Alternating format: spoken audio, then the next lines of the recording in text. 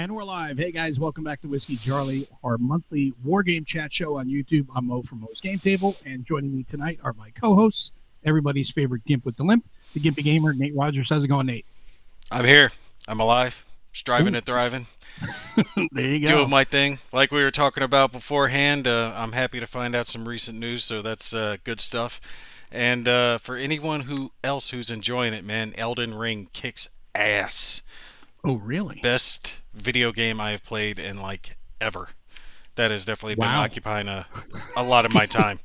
My son's playing that right now. He's loving it too. He's like, "Dad, you got to get it." I was like, "It's an RPG. I will lose my world." It's hard. Like, by no means is it easy, but it's friggin' excellent. My little girl, for some reason, is obsessed with it. She's 5 and she'll sit next to me and she's like, "Get him, Daddy! Kill the zombie, Daddy! Get him! Get him!" And for days, she's just been walking around. She saw one of the big dragons in the game. It was sitting on a bridge. And every time she would walk up to me, she's like, "Daddy, is it time to kill the dragon on a bridge? Is it time? Can we kill the dragon?" I'm like, "It's okay, baby. I'm level 50. I'm not there yet." Well, thanks for that one. We will get there. And the War Game Wizard from Oz, who obviously needs to pee, and he's been naughty, Mr. Kev Sharp from the Big Board. How's it going, Kev? Yes, I'm in the doghouse with Board Game Geek. What can you say? You know, I just asked the guy if you needed a hanky or a hug. I wasn't sure, whether it was tears or crying, So I'm good. Playing Salerno 43. Unpacked my massive 22-pound box of GMT goodness. So life is good. Nice. I saw you did that 4 shrink rips in 1, which was pretty awesome. Yeah, and you had that going for you. Couldn't be bothered pressing stop and starting again. It seemed like it was kind of worth it, right? Let's just do all 4 of them. Just roll with it. No, that's cool. And everybody's been showing off. Everybody's all excited about Pacific War. Oh, and, haven't gotten that big monster in.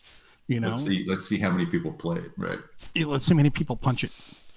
Dude, let alone play it. How can anyone keep up with it? I mean, we do this like professionally, and I can't keep up with a fraction of the game. Professionally?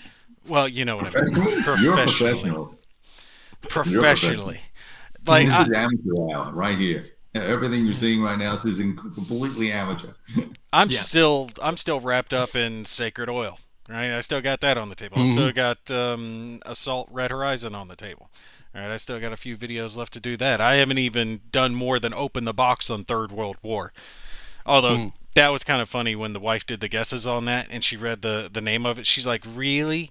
You've got me guessing this with everything that's going on in the world? This is the game that you pick?" And I'm like, "It just released, baby. I didn't have a choice." It is a good theme, though. Yes, I do have hair. That was a deal that we made. I told her I wanted her to grow her hair back out. I didn't marry a broad with short hair. I married a broad with long hair, and I wanted her to continue it. She's like, "Well, grow your hair out then." I was like, "Challenge accepted," and she didn't expect me to say yeah. So I told her I would try it one time, see how it works, and she's now wanting me to, go back like, what's his name? Opie from Sons of Anarchy. That's what she wants. Oh, really? Yeah, she wants long. So I told her I'll try it once and I'll see what it does, but if it starts to go into a fro, it's coming off. We'll just have to see how it pans out. I noticed that it's very dark. Like, are you coloring it? Because your beard is gray. No, this is old age. You're using that new charcoal soap that men use to darken their hair. I'm way past that. It's way too late for that. But there's an opportunity for you here. No, my grandfather's you look marvelous. My grandfather's like full Cherokee Indian, so all the guys in my family have jet black hair. So you got the jet black hair, making you look like you're in your 30s. And then you got the Gandalf thing here, which makes you look like you're 700 or 800 years old. Yeah. So I meet in the middle about 50. Tom says, "Listen to Silver Fox. He moisturizes." Dude, I do. I'll tell you what. I was barking up that tree because I went with her to the salon the other day, and I was like, "Well, we'll ask your chickadee, see if she can tell me how to do this thing." And I'm looking in through the window, and I'm like, "Oh my God!" She her hairdresser's a perfect friggin' 10, gorgeous. I'm like, okay, yeah. I'm good with her doing my hair. And she's like, on second thought, let's take you to a barber. I'm like, no, cool. I'm down Oh, with a that's salon funny. thing. That's funny. You go to the salon where they charge like $45. Hey, just I rub my hair, baby. We have one of those supercuts places. You know, you can just register online to go in and get a haircut. So $8. I'll go to whichever one's available, and usually get there and it's like, oh, it'll be another 20 minutes. And I get online and go, the other one's available, and it's always some lady who's about this high and always about somewhere between 200 and 240, and she's like trying to reach up and cut the hair. It's a train wreck. See, I'm getting close to shaving mine. Actually, I might just get get down to a 2, back to a 2. It's been a while. That's what I do. I just shave it down every month. Yeah. You don't have any hair, do you? I do. Oh, there you go. Yeah, Oh my God. I got a hat head. I got a hat head now, but I do have hair. I just shave it down every month. Dude, yeah, I do look young with the hat off. Take the hat off. You're like 10 years old. Like Pee Wee Herman. No, I have to look older because this is a professional show. Oh, yeah. Professional. There it is again. As Gimpy was saying. But so before we get any further, we talked about, you had your big box of goodness. Let's stick with Kev for a second and hear about your troubles here. You being Mr. Naughty Naughty. Oh, with BGG. Yeah. So I guess the short version is I saw some guy saying he was quitting MBT, and I went in. I was like, well, maybe we can help, right? Maybe we can answer a question or solve a problem or encourage or whatever. And the dude was complaining about the guy who runs the free fan site, and it has a whole bunch of solitaire scenarios on it. And he was complaining because whoever was running it, and I think it's the guy who's actually doing the GMT North Africa module, but he was complaining that the site didn't have all the content, and that's it. I'm out. Right? Like, I'm not playing this anymore. It's not supported. This game's not supported, and it's really stupid and blah, blah, blah. I was like, oh, come on. So I asked if he needed a hug or a hanky, and that maybe that we had gotten a little too far down the path of relying on solo and solo AIs and all this other stuff. Maybe you should just put your big boy pants on and try and play the game. Apparently that's not allowed. So now I was upset and offended that he was complaining, and it made me have feelings, and but apparently my feelings didn't matter. So that's what happened. And so Octavian's given me a ban for however long it is. I'm not allowed to post. So you must sit and think and repent. Yes, just walk away, Kevin. Yeah. Yeah. You must not say put on your big boy pants. We live in a hypersensitive world. So yeah, really. Yeah, but don't worry about my feelings about him maligning and upsetting the designer. That's okay.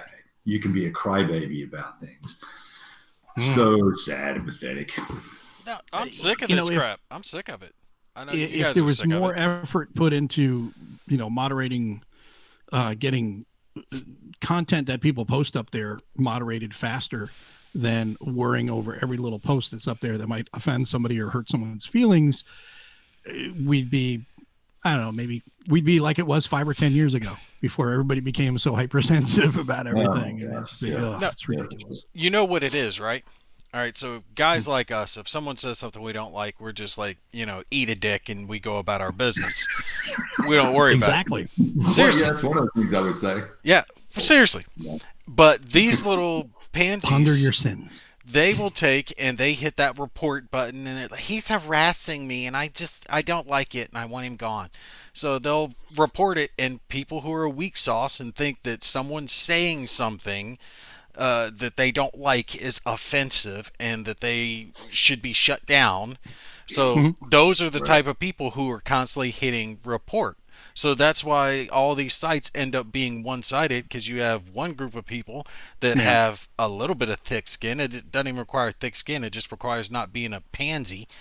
And then you have the rest that anytime they hear anything they don't like, they have to hit report and have these people gone, because they can't exist in a world that has anything that troubles them any little bit.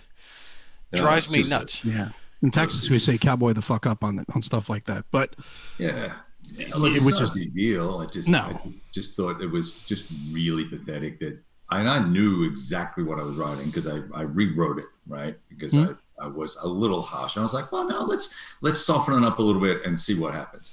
But just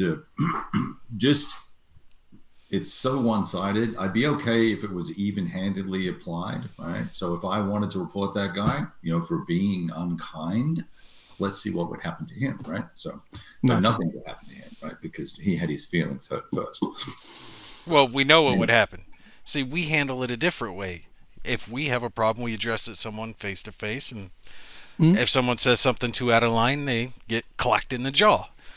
Yeah, leave it at that. Anymore, though. You gotta be careful with that nowadays. Once I got the ban, I messaged the dude. I said, "Hey, I saw that you probably, red flag me. If you have an issue next time, maybe you could just take it up with me in PM instead of being a bitch about it." Exactly. Well, and this is what we're talking about right now, John. Why are we reporting people? It's because there are people that have, way too much time on their hands, and they have skin about, But, I know, why, one millionth of a millimeter thick. Right. But why even go online on the MBT forum and complain about a website someone who's volunteering? That has nothing to do with MBT other than it's the topic, but it's not related to the designer or GMT. It's like, you're such a girl. Just get over yourself. Right? Yeah. Wait, so is he bashing on the MBT designer? No, he's bashing on the fan site. That this guy voluntarily does on his own time. So why doesn't he take it to the fan site then? Well, exactly. I guess he doesn't know how to send an email there. Or shame on you. If I like something on a fan site, I download it all, right? Mm-hmm. And keep it on my hard drive, so I don't have to worry about it disappearing from the web, since everything's being, Or you could say, "Hey, I noticed this scenario is missing from the site. Was it pulled? Someone had it. Does someone else have it? Could you email it to me?" I've got all of them. You're not getting them from me. Yeah. That's the thing. You don't see people taking personal responsibility. If I was in that little girl's shoes, I would have taken and looked. Okay, it's not there. Let me see if I can find. Ooh. Peep show. There we go. Yeah, I would have looked around and checked elsewhere. Right? I check BGG, all the other shit. See if I can find it somewhere else instead of crying about it. That they pulled it down, and then when someone told me put on my big girl panties, no, I got to report him. I said big boy pants. Come on. Well, you need to. I mean, the difference is if you say something and someone says put on your big boy pants, what's the first thing you do? Seriously, you're talking reflect to me. On it. Any of us reflect on it a minute and say, did I sound like I was whiny, like a whiny little bitch, or do I have a valid point? And is he being hypersensitive? You would think for a moment, was I being a jerk, or is this guy being a jerk? This guy just Well, it's both, right? Probably, but I would, when someone tells me to put my big boy pants on, I'd laugh because that was kind of funny. Maybe you're right. Maybe I should. That's where you come back and you say, I'm trying not to wear my big boy pants. I gained already too much weight. yeah, really, exactly. Anyway. It's just there's a good point, because if they can't complain about every little thing, they feel they're useless. This generation is all me. Yeah, boom. Brit crushes it. Well, it's not going to be around. BGG is going to go down, the toilet like so many other sites have done. Reddit's done the same thing. They're going downhill. YouTube, plenty of the social media type sites are just crashing over time because they're slowly just kicking people out and creating these echo chambers, and it's making it to where a good chunk of people don't care about, being on the site anymore. And really, do you want a site where you only hear just exactly what you want to hear? I mean, I want to hear different opinions. A lot of people want. So without getting into the whole, and I don't necessarily want to talk about it tonight. I don't really know what we're going to talk about tonight, but if we do want to talk about it, that's fine too. But don't want to get into the whole Russia-Ukraine thing. But that is one of the topics. Oh, okay. Well, there we go. So I've been posting as much content as I can find from both camps, right, to try and get opinions and because in the Modern Warfare group, there's a lot of folks who are, he gave you money again, son of a bitch. Thanks, John. Appreciate it. That to share both sides in that group, because there's a lot of guys that either current or former DOD or Pentagon, and obviously a bunch of ex-military, folks like you guys and other folk of even higher ranks than you two, and so they're all in there with their opinions. I'm just curious about what they think. Right now, when you post stuff that doesn't conform with one set of views, you get this, oh, it's all wrong and evil and propaganda. Similar sort of content posted by somebody else from the other side. Oh yes, this is right. Yeah. So there can't be any conversation about it, right? Mm-hmm. It's all like dump on the guy who posted it. So I think half my day friggin' moderating the chat in that group. I'm about to get annoyed and shut it all down. Well, see, the funny thing there is a good point in what you're talking about there is it shows that even though they're wargamers, they're not thinking like wargamers. When you're a wargamer, you should look at things dispassionately and read the AAR of past actions or even current actions. Right. And meaning, okay, what happened in this engagement? Oh, wow, these guys really outmatched them. And the guys who were outmatched, they were able to fight back and defeat them or push them back. How did they do it? What tactics did they use? What information do we have to learn from? Right. That's what you should be looking at, not going, well, I'm all in on this guy because the media tells me to, so I don't want to hear anything negative about these guys or anything the other way. It's like, all I want as much even information, because the one thing I found, well, two things, which one of the topics we'll be talking about tonight is the second thing I'll bring up. But the first thing is we're definitely seeing, was that Nate crying? That's what it sounded like, Nate crying, or is that a cat over there? But one of the things that we're seeing everything is very pro-Ukraine, and you're even seeing, like the other day, a perfect example. I sent you guys that video of the ambush that happened. The first video is very misleading. It makes it look like the Russians just stumbled into an ambush and that was the end of it. They didn't show you the rest of it where, okay, the AFEs did kind of, they didn't act as optimally as they should have. The same with the infantry. They should have attacked the ambush, but they kind of ran across the road. But then the two tanks turned their front slopes at the threat and started hammering the area. Right. And that's what I'm talking about, is they're cutting it off before they're showing you the full thing to give you a one-sided view. And that's a bad thing to fall into. You want to see both sides and the full context of everything, so you're better informed. And that's not being pro one side or the other. That's being pro truth. Right. you know? Yeah, and I don't have a horse in the game, right? No, neither do I. I don't want the United States to be involved. I don't want NATO to be involved. I don't want my kids to get drafted up and have to go fight a war over in Europe. We've done enough of that, right? Yep. I'm interested in it from a number of different perspectives, from a war gamer's perspective, as a human being, what's going on. I've told you guys about some of the humanitarian stuff that my buddy from my Bible study is doing. And he's over, he's back now, but he was over there for 2 weeks, getting little kids out of an orphanage. So there's a lot going on over there that's not good, and we should be empathetic and compassionate about all that and do what we can to help. But I don't think we should be spending our blood. I'm okay with spending treasure because hell, we're spending so much money, it doesn't matter anyway. But let's not just go, oh, bad guy, right, or good guy, because I think they're both friggin' crime lords, right? Yeah, but whatever. There's lots of gray over there. And then the second thing, which we will discuss afterwards, we'll let Nate chime in here, is the one thing that I think has irked both of us is, I know because you and I have briefly talked about this, Kev, is how so many people, not so many, but there have been several people that I've seen have jumped on this whole, well, that means that all the World War III games that are coming out now, the hypothetical 1980 World War III games, they have to rethink their numbers on the Russians because we're seeing that they're not accurate. Right. Different era, dude. Completely different era, different army sizes. Right, and that would be a really interesting conversation. Yes. To at least bounce around, because I'm kind of leaning more into some of that when I'm seeing what I'm seeing, but it's a different command and control system and different, like you said, different scale as well. And there's a reason for one side going to war, whereas I think in the current circumstances we're seeing a lot of conscripts going, Yeah. I didn't know.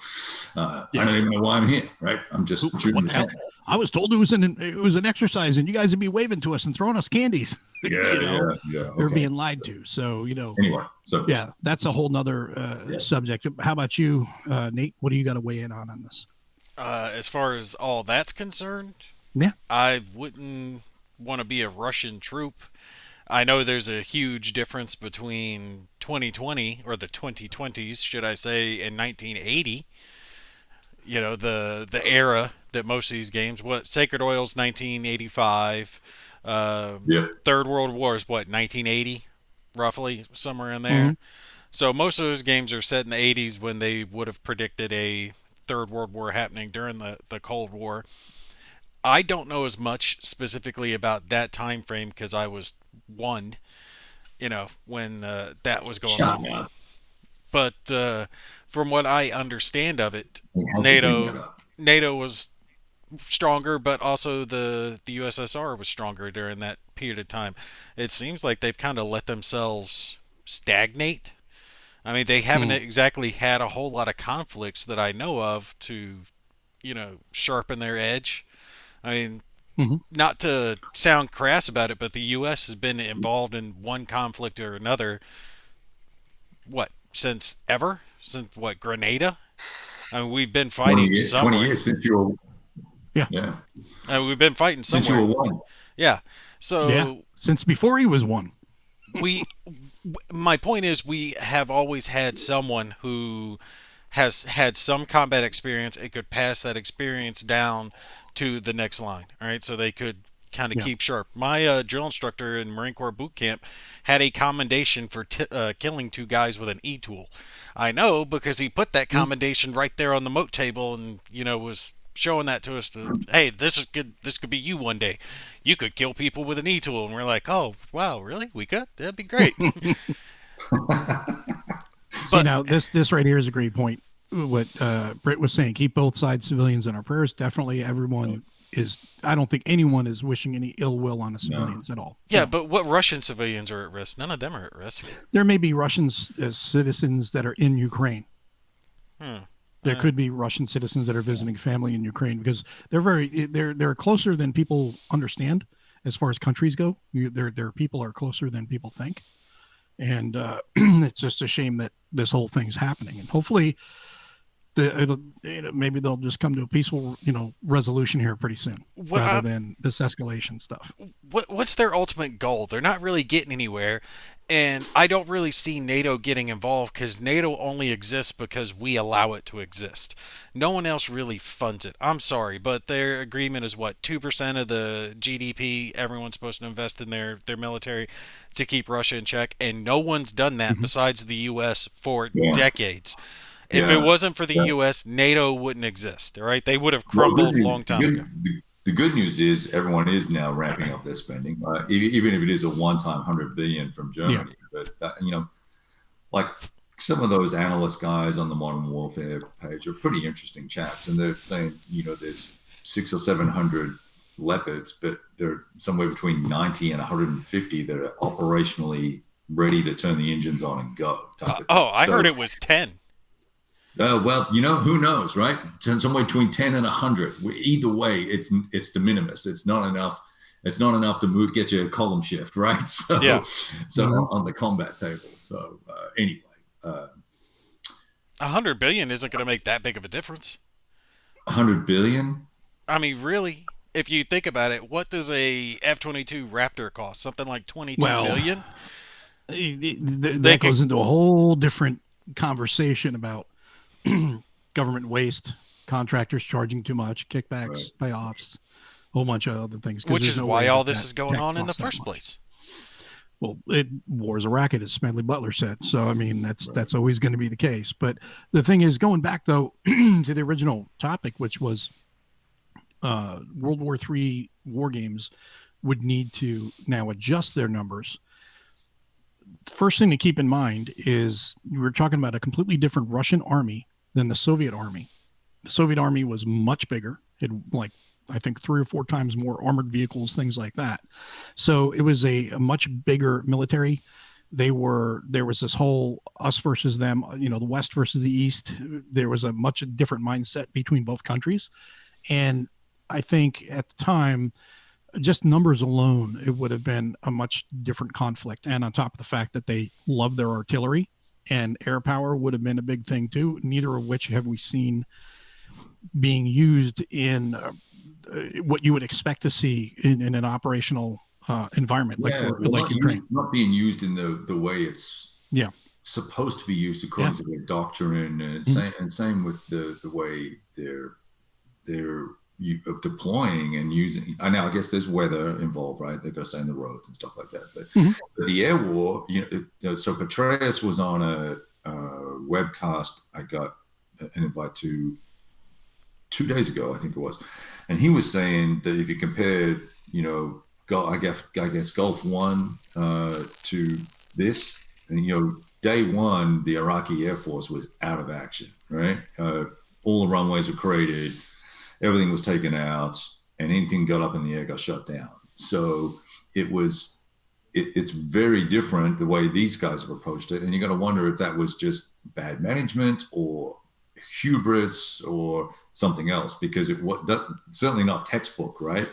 Nor what anyone has seen before when they went into Chechnya and Afghanistan and stuff like that. So, well, that's a different topic. Well, it's easy to pick on someone who's not as technologically advanced, but I hate to say it, a lot of the conflict that I've seen over there reminds me of the type of conflict we were involved in when we were in Iraq. Armored vehicles going down the center of the street, spaced out.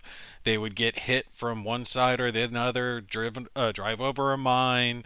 That type of conflict. It's not a war per se like you would expect Russia to be fighting or two industrialized nations to be fighting.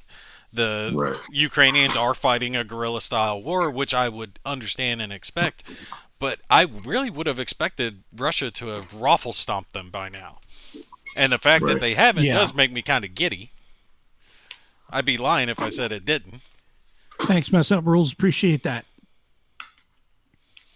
The thing about it is with this whole thing. Are people giving you money just to piss us off? Is that what this is? Probably. All right. I'm just checking. The thing about it is, like, when they first started out, you'd expect a couple different things. Number one, what's the first thing you do? You prep the battlefield. You shape the battle space. Right. You make sure that you're hitting all your targets with missiles. You're taking out the air defenses. You're taking out the aircraft. You're cratering the runways, things like that. You're making sure all of that's done. They did that. They started that, and then they almost immediately launched the ground offensive at the same time. For the most part, it seems like Ukraine has done a smart thing by pulling back and kind of going into almost like prepping for a siege mentality by pulling back into the cities. Now, that forces Russia to come to them in the cities, and at the same time, they have to hammer the cities. They hammer the cities. It gets everyone up in arms around the world because there are civilian casualties, because now, and I'm going to have to explain this because I think some people may be offended by how I'm going to put this, but people forget that civilians do get killed in war. And I'm not saying that you should not avoid civilian casualties, but when your army pulls into a city and you're trying to get at the army, that increases the risk to the citizens, which is one of the very unfortunate side effects of war. And everything that happens like that, because we get hammered, every time in Iraq and Afghanistan, anytime civilians were hit, everyone was up in arms. It's like, it's going to happen. It's definitely a massively unfortunate side effect of war, but innocents always get killed in these things. And it's a sad thing. We do our best to try to avoid it. Smart weapons have helped with that, but they're not a silver bullet. And, then you run into the other issues that Russia has. Everything they got to do down the roadway.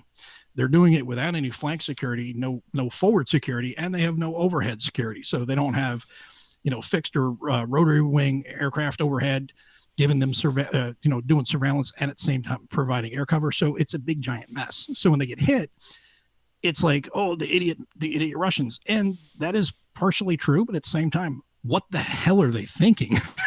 Why are they not doing what we would expect to be normal operational, conducting a normal operation? Yeah, they're dragging it out. And a city is the absolute worst place you want to fight. It is the absolute worst terrain. And for those who've never fought in, I fought in cities before. Fallujah was a much smaller city than I'm guaranteeing some of the Ukrainian cities, but it's the worst because there are billions of places to hide anywhere. You can have a guy up in a window with a sniper rifle or RPG, whatever it is. The top armor of a tank is the weakest. I saw a video the other day talking about that like steel bar mesh that they now have over the top of some of their tanks that's meant to stop some of those grenades from coming down, and I forget what's it called, Hesh or something like that. Yeah. You know, more like Wish. Yeah. More like Wish armor. Yeah, more like wishful thinking, right? Yeah, you wish there was armor there. But it's supposed to try to protect them a little bit from the explosives that are being rained down. But if you're trying to go into a city, you're going to get hit. There's alleys. There's guys in buildings. They can drop Molotovs on you. They can do anything.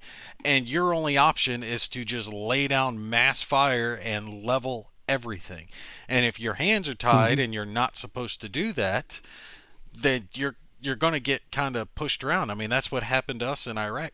Constantly, is every time we went in, we were getting hit from areas where we couldn't see it until they hit us.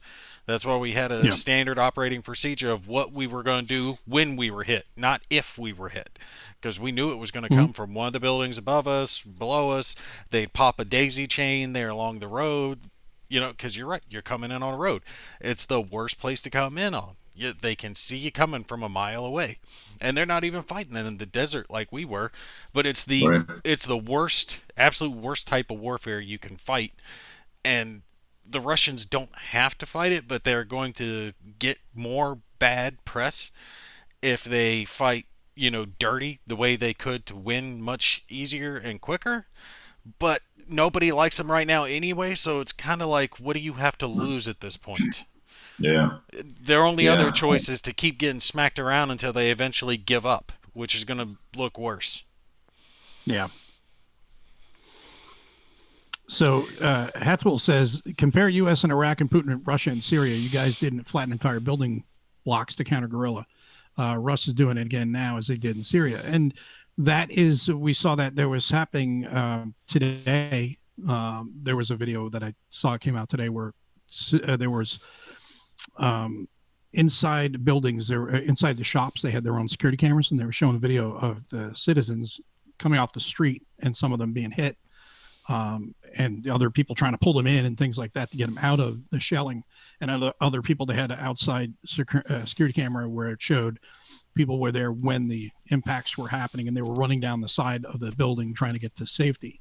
So that's unfortunately going to happen, but you can't avoid that. And again, it's not a justification when it happens. It's just those are the cold hard facts. I will tell you a difference between us and this situation is, well, at least my guys. I can't speak for everyone in theater, but we gave a shit about being the good guys.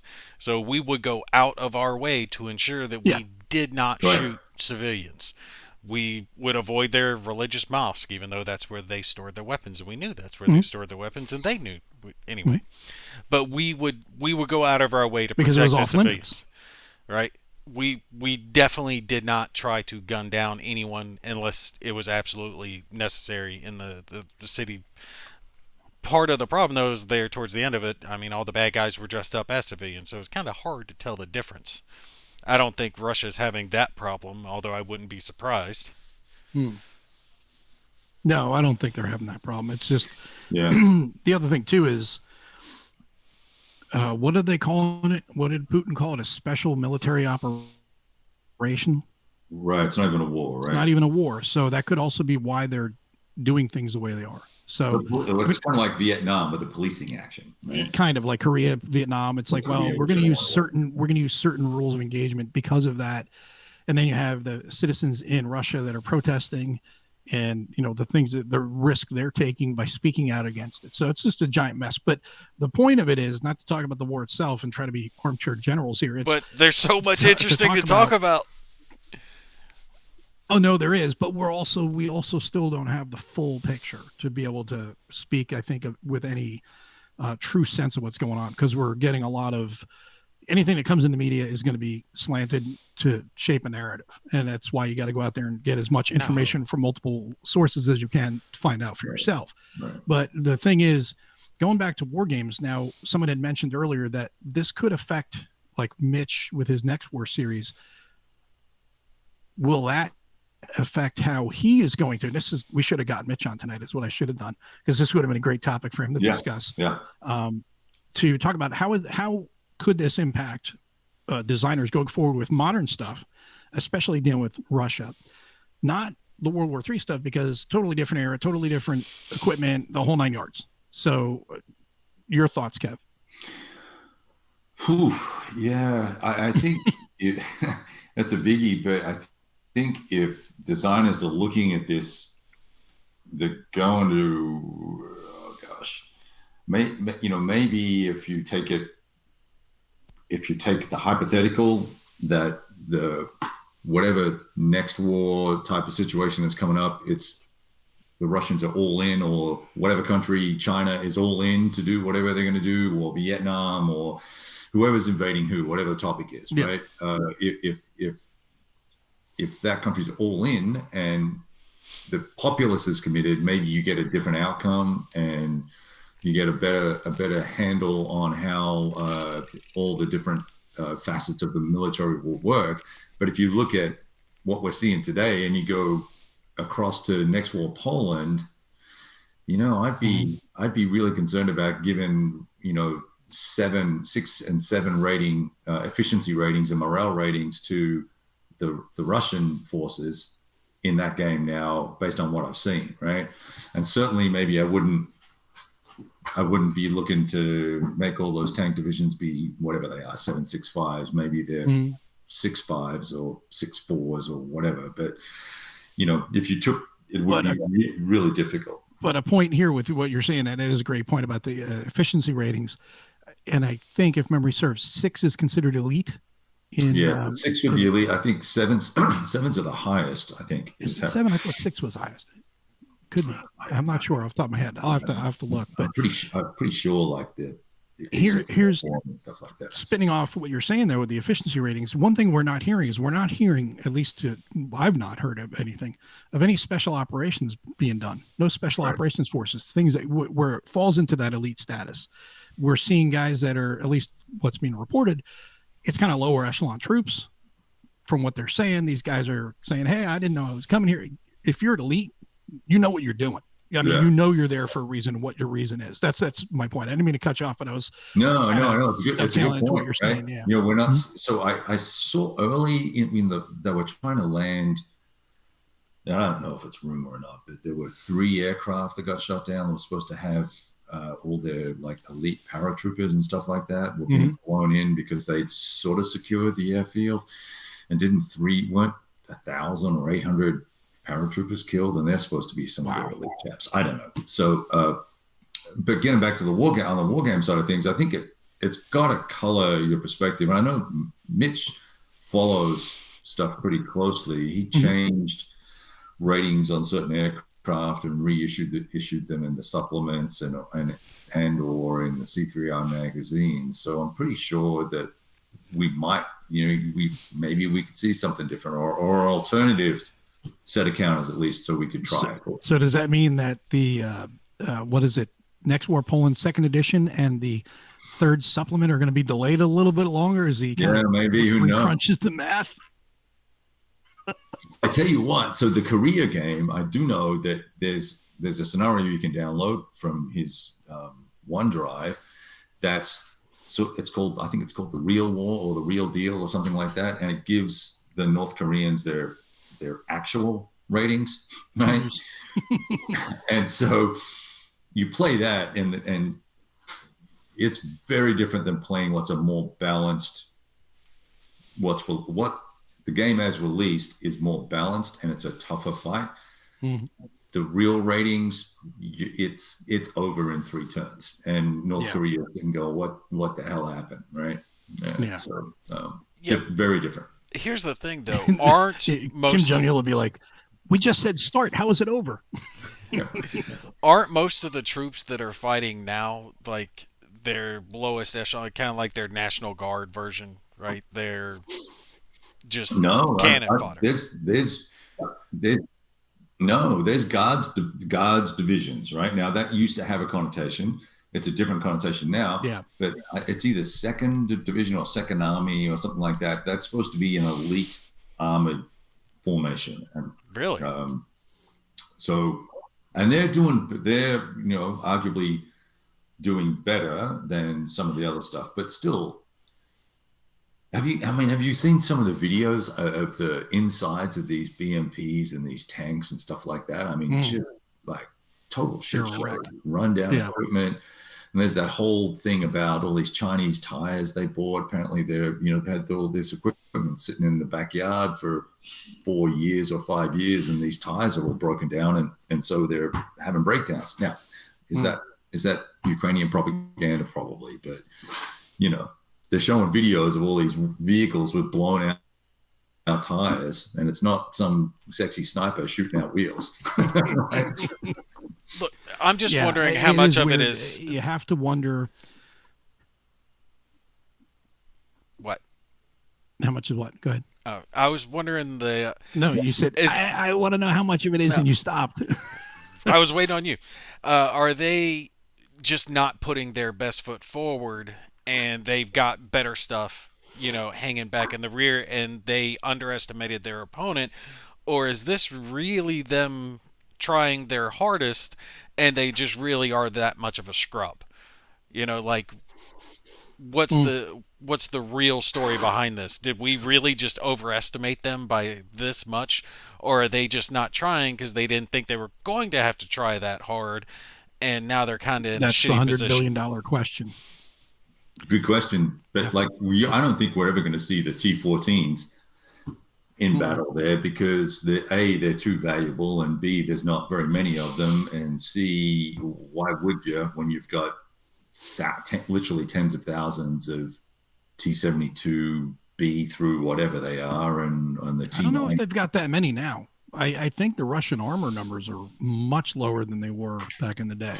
I think it's still 10,000 tanks. Yeah, it's probably like 10 to 12,000. I mean, they may have thousands, but I mean, okay, sorry, I said tens. Yeah, so no, but I mean, back in the 80s, there was like 40, 50,000 somewhere in that range, I believe. Was it really? Of tanks? Yeah, of tanks. But then you're also talking, there were still T-34s, T-54, 55, 62, 64, 72s. So there was all of those.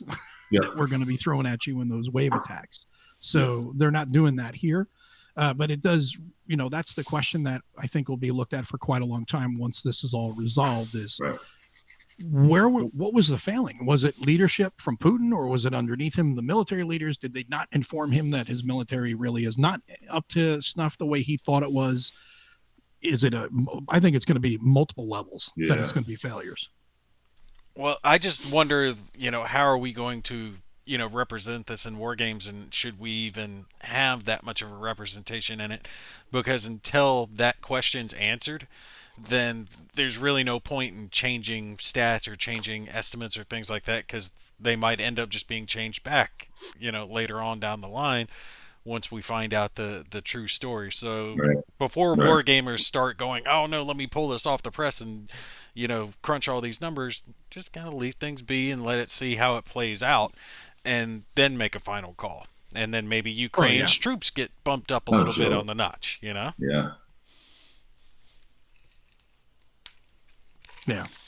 Well, interesting, different tactics too, right? So all these man-portable weapons platforms have been pretty devastating, right? There's no head-to-head big tank battles that we're seeing evidence of, or any of that sort of stuff. It's all ambush tactics and one-offs, or it seems like it.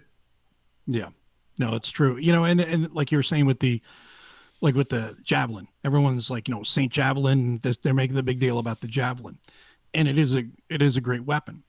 However, how successful would the Javelin be in a proper operational environment, where you've got your security out, you've got your air cover, those things, where you're not just basically driving down the road where you've got this giant column that, you know, everybody is looking at it going, making the jokes about A10 drivers going, Right. oh my God, if I could just get one pass over that, you know, because it's just this giant long train of vehicles.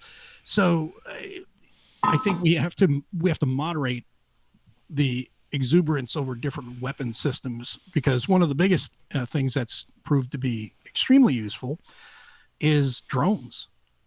Drones are changing everything in this, because even the cheap drones, the cheap Turkish drones, they're hammering the Russian armor with that, and they're also getting great video, and they're using it for ISR instead of having big drones overhead. They're just using the cheapy drones, and it's working great. Yeah, that's actually what we used while I was deployed. For the longest time, we had we called them Johnny Fives. They were this $25,000 sophisticated IED detecting robot. It had its claws and it could de-arm and sense things. It was a real expensive piece of equipment.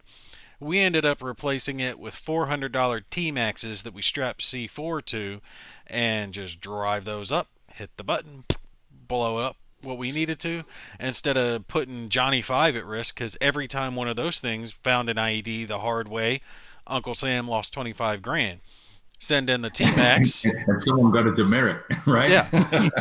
I mean, hell, the radio that I carried cost about $20,000. At least that's what they say. Right. You know, supposedly, you know, nuclear EMP shielded and all this other crap. And leave it to the military. They can always find a way to do it cheaper. So we use those little T-Maxes. You could do the same thing that we were doing with them. Strap whatever type of explosive you want to it. Put a little GoPro or some type of camera on it and drive it straight up to the tracks of a T-80. Hit the button, blow it up, leave it immobilized or destroy it, create a roadblock. You spend a few $100 and you've caused thousands, tens of thousands in damage to the enemy troops, and you've stalled them in their tracks. So you're right. Drones are making a big difference. Yeah, totally. And you know, even little RC controlled cars, right? You could stick you could jam a block of C4 on that with a little freaking like in Call of Duty. Yeah, you know, the little Call of Duty thing with a little mobile phone activator. Boom, right? That's all that stuff. Yeah, cool, right? that's what a T-Max is. It's a little gas-powered RC car. Yeah. I used to sell those when I worked at Hobby Town way back in the day, and we got a shipment in when I was overseas, and I was like, do I get to keep these? Are they sending us toys? Like, what are we using this for? And the EOD guys were like, oh no, these are our new bomb disposal idea. Yeah, big crate, take the shit out, work great.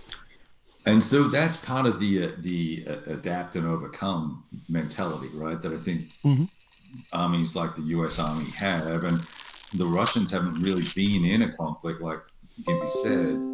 Nate said for a while, right? Chechnya was the last one. When was that? 15? That was 14. Syria. Maybe it's ongoing at some sort of low level. I don't know, but it's been a while. So they haven't sort of rolled shit out seriously in a long time. So there's no innovation. There's no adapting to the environment. There's no dealing with technology. You know, they've been fighting in the Ukraine for a while.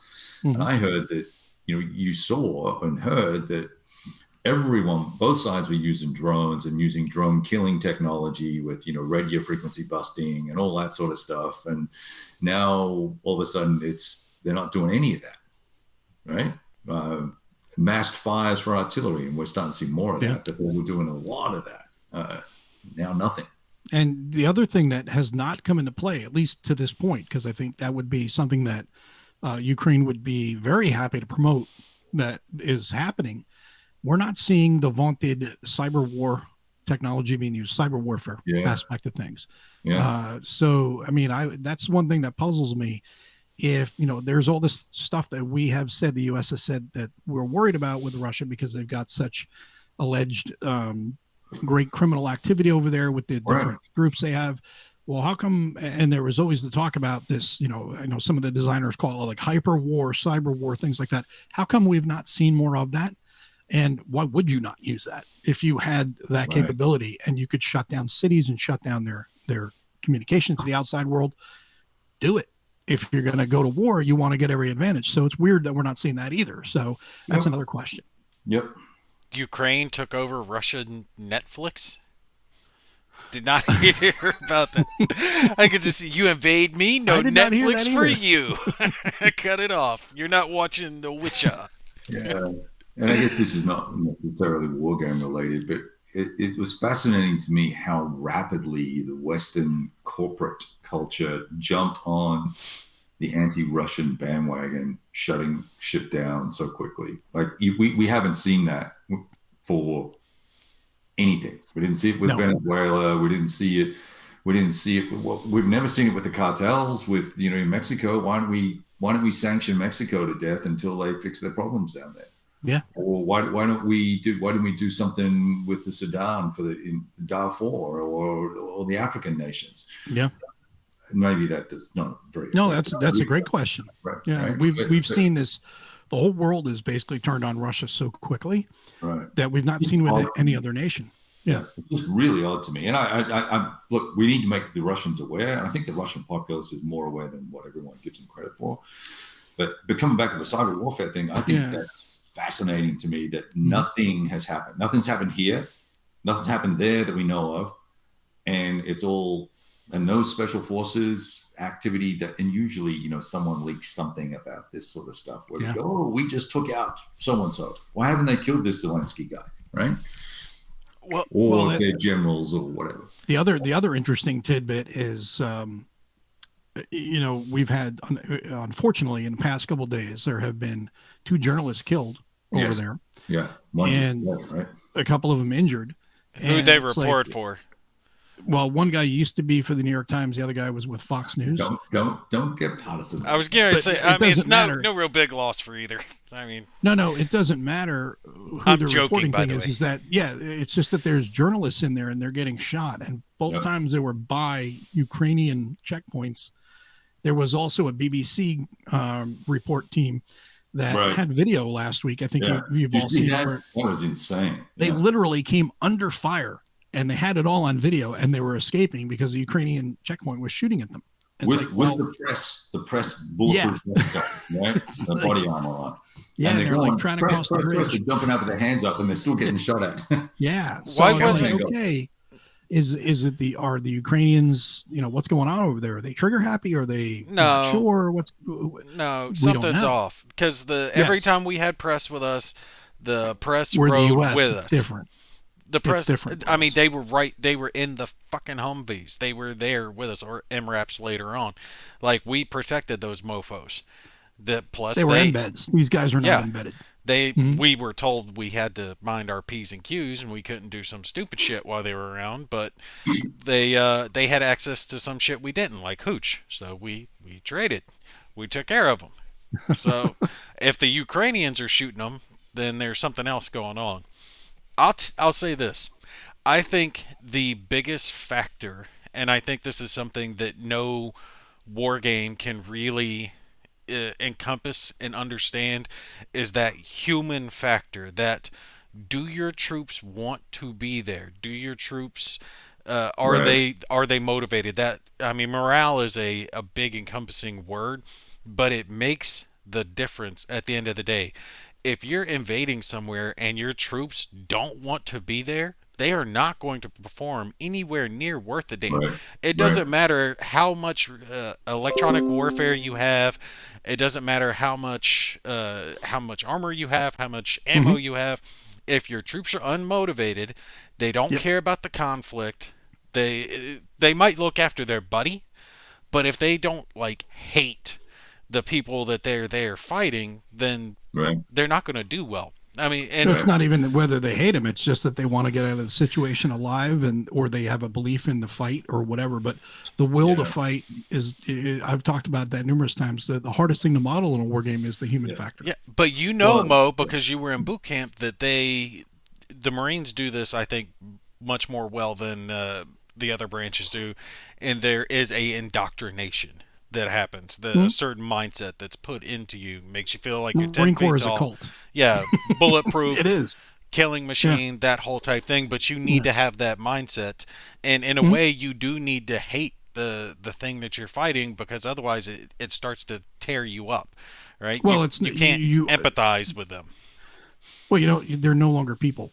And you can't. And all military does that. If they're smart, they're going to other the target. It's going to be a target. It's not going to be a person. It's not going to be a guy that, under normal circumstances, you may sit down and have a whiskey or a beer with that guy, and everything's cool. Yeah. It's not necessarily that you're going to kill each other. In a peaceful situation, you may just sit down and have a drink and find out this dude's just like me. He's from another country. So you have to make it where it is a target. It is not a person. You can't, because then your human nature is going to kick in and say, it's against my nature to kill a human being.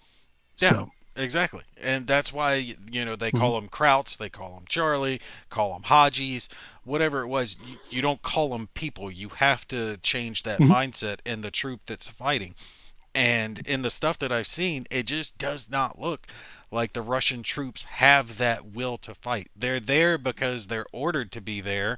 Their families would be rounded up and executed or whatever if they didn't go. Russia doesn't seem like the kindest place to live.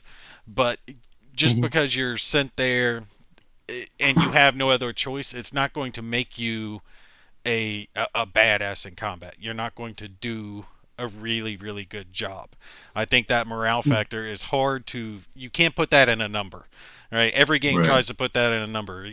These troops have morale of 6. These troops have morale of 8. It's something that's intangible, but it has to be there. It's the core of everything. It's intangible, but I think you can model that to a certain extent, because if one side, as I said, if one side's in, they're all in. Ukrainians are all in, right? So their morale's higher than the other guys. Now there may be varying ratings for the other guys depending on the quality of, the history of the unit or the motivations of the unit or the leadership of the unit and stuff like that. So I think you can build in some factors for that, but you would be looking at making, if you took next war, for example, you'd be making changes that are pretty significant to the Russians based on what we're seeing, right? So you would be downgrading them to 4s and 5s, versus 6s and 7s if they're 7s. All right. So what's the average troop rating in next war? Like a 3 or a 4? Is that just considered normal? I think it's a 4 or 5. It varies because you've got India versus Pakistan and you've got Vietnam versus PRC, and you've got Poland and the US and West Germany and Italy versus the Russians and the Bulgarians. Is Bulgaria? One of them, I forget which one. It's not Bulgaria. Yeah, probably Bulgaria. I get Vietnam in front of me. It has no Russian troops in it, but PRC troops, 658, and they're 6ER, 346, 447s, and they're pretty much all 6s. No, it's that's the U.S. forces, though, right? No, these are PRCs. Oh, PRCs are 6s? Yeah, interesting. Yeah. See, that's pretty high. Now, I bet you that's probably a balance thing, because I just don't know. They've never fought. They haven't fought a war since forever. 79. Right. So that's kind of high, and I remember that now. That's kind of high. But what were the Vietnamese? Yeah, the Vietnamese are, let's see, I'll just compare some armor here. Yeah. We've got, let me find an armor. It's all mech. Okay, so we'll compare a mech unit. 447 mech unit for PRC and a 446 for the, correction. Yeah, but what's the efficiency rating? 895 for Vietnamese, and they're both 6s. They're 6s as well. Yeah. Now, when you get to the US, you have 458s with 7 efficiency rating. So you were right. You were right with 7. I was right. Yes. Right. Yeah. Then now I would drop the Russians down to a 5, maybe even a 4. Yeah. Just based on what we've seen and how well they performed, because they have not been efficient by any means. Right. Yeah, and that efficiency ratings, training, morale, effectiveness, leadership, it's all sorts of things, right? So it's a cool way to collectively capture capability that's not how many bullets can you push out per minute type of thing. So well, I mean, look at what we're seeing. We're seeing bad morale. We're seeing no use of any type of electronic warfare. Crappy tactics. Yeah, crappy tactics, bad leadership. You start combining all those things together, they're not worthy of a 6. Nowhere near Their comms 7. are crap. Their comms are broke. Yeah. I mean, they're picking up phones, and they reported in that one of their colonels, I think it was last week, was dead in an attack, and they did it in the open, in the clear, on a regular radio or on a regular phone, and that's like how it got picked up by the Ukrainians, and they were obviously talking about that. However, this is something else. Has it been verified that these people are dead, or is it Maskarovka for the Russians? Right. They like to hide stuff, which would be smart to be deceptive. Right. If you're in a war, you're not always good. Maybe you throw something out over to clear on purpose to feed them disinformation. No, they need a win. You don't know. They need a win. Well, we don't know is what I'm saying. We don't know if they are or they're not. The odds are these guys did get killed, but who knows? Maybe they didn't. Right now, they need to enemy at the gates this shit. All right, they need to try to put as much positive propaganda towards their troops as possible, instead of saying, "Oh yeah, by the way, your boss got killed, and the boss's boss got killed, and the boss's boss got killed. So yeah, keep doing what you're doing." No, that wouldn't make any sense. That it wouldn't be a good move on their part to lie about that. There's no benefit. Yeah. So they acknowledge paratroop general, but again, is that even though it's being acknowledged, is it true? Because remember, at the beginning, everybody was on board when it said, "Hey, you guys need to give up that island, or we're going to bomb you." Right. Russian warship, go fuck yourself. Famous. Everybody loved it. I loved it too, because it's like, hey, that's defiance in the face of sure death. Yeah. Oh, these guys are heroes of Ukraine. Turns out they were captured. Yeah. Turned out they were captured. Yeah. So, I mean, confusion, fog of war, friction, all those things. We're seeing that in real time. Yeah, same as the Ghost of Kiev, right? The pilot. Yeah. Which I was trying to find the T-shirts I could wear tonight, but it's in the washing or something. So I was going to wear it tonight. So what's the deal? I heard that he may or may not exist. Did that get confirmed? Yeah, it's a myth. It's all bogus. But that's a good myth. That's what it's good war myth. Yeah, that's what you want, because those things inspire people, right? Sure. Mo, tell me the names of the two guys who got the Medal of Honor twice. Do you still remember from Boot? Don't make someone in the comments do it. I don't remember. Oh God! Go ahead, tell me. Are you tell me? Dan Daly, and Smedley Butler. Smedley Butler. Okay. Yep. Remember, we said that shit over and over and over again. It wouldn't even matter if those two guys existed. Now, they did exist, but they pound that shit home so it gets ingrained into you. You have something positive to look up to. So when the Ukrainian pilots are going up there, it doesn't matter if the ghosts existed or not. That's what they're thinking about. That's positive propaganda that's going to work in their favor. Yeah, yeah. I mean, and then you have things like, you know who White Feather is? Mm-mm. Oh, I didn't know who the two Medal of Honor winners. You don't know who Carlos Hathcock is. Oh, I've never heard him called White Feather before. White Feather. Well, that's what he was called by the Vietnamese, White Feather. You have a guy like Carlos Hathcock, who's the father of Marine Corps snipers.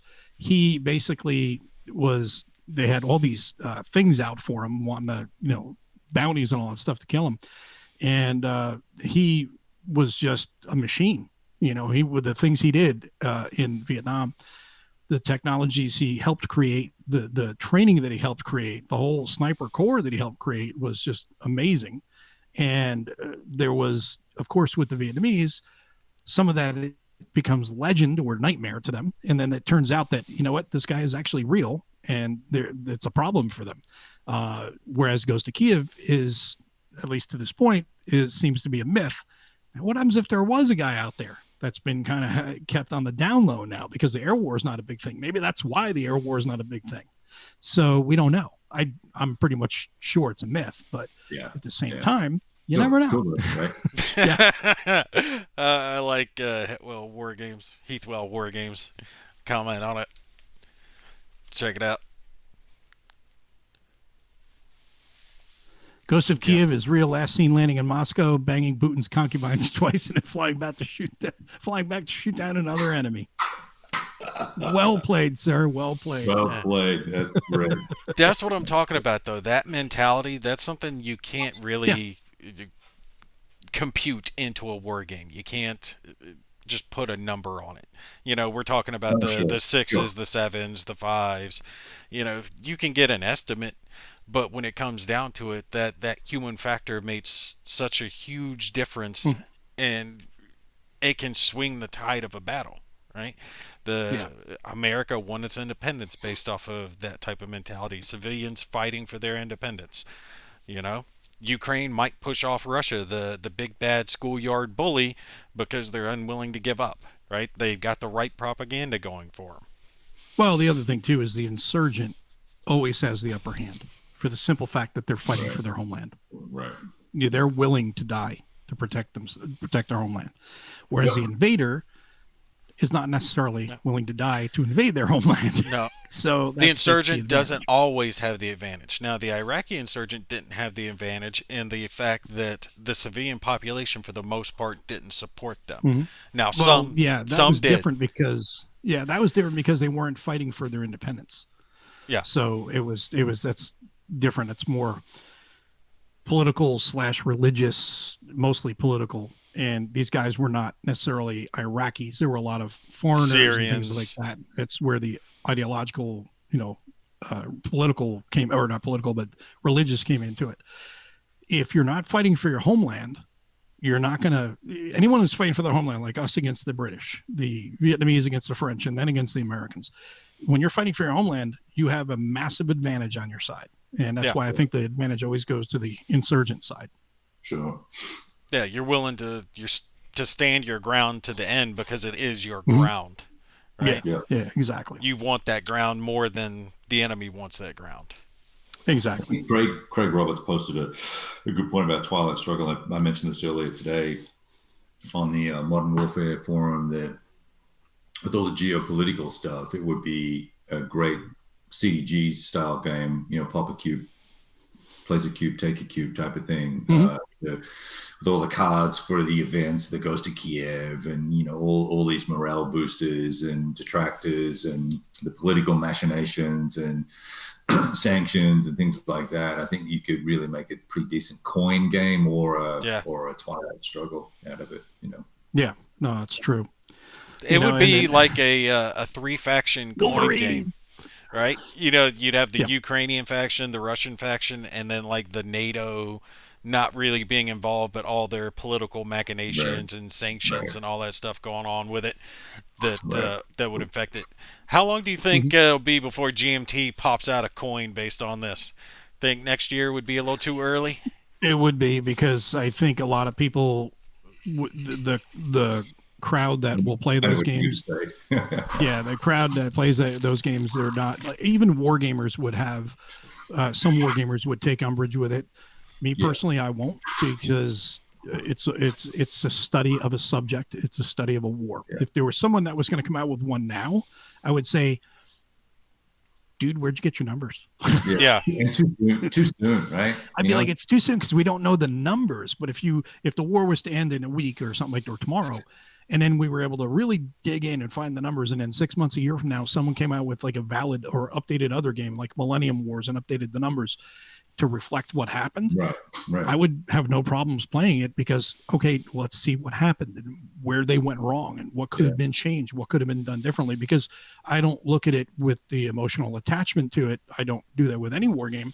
Really, I just look at it from the study of the conflict, which is, some people won't have that same mentality, and I respect that. I understand that, but I don't think a game like that would come out too fast. I think it would be a few years. Even then, people would say it's too fast. Even discussion, like every board game, war game forum that I'm aware of, at least on Facebook, has said, nope, you can't discuss it, right? You can't discuss the conflict at all. And we're not talking about games about it or anything. So knock it off, right? And that's one of the reasons why I let the Modern Warfare forum have the conversation, because there really wasn't a place to go to have. Now it's turned into more of a newsreel type of thing, but there's a lot of really good, what I would call reasoned analytical commentary by folks, right? So I'm happy with how it's gone, and there's very limited snarky political bullshit that's going on in the forum. So it's worked out really well, and there's some cool ideas popping around, like just sort of game concepts and ideas and reassessments of capability and stuff like that. So I think it's worth at least being able to have the conversation without making it political. And me and the admins are prepared to put the work in to stop it from people from being stupid. I haven't had to ban anybody yet. Well, so. I don't remember anybody. This is a game that we've talked about a couple times, and it's a game I need to dig out and play because it's been a while since I played it. But and you've talked about it too, Kev. Battle of Donetsk. Yeah. The tactical game. That's not that far removed from when it happened. Like 10 years, 10 years. Or whatever it was, So. I had it out to set up, and the big box arrived, so I figured. Swept aside for the big box. Yeah, it's swept aside. I've got so I played Third World War, the Arctic Front. I did a campaign for that. I got that played. That was fun. I just wanted to see if the rules were the same, and they basically are, so it's great. Just the charts are much better, and the counter art's much better, and the maps, it's a little pastel-y for me, but it's fine.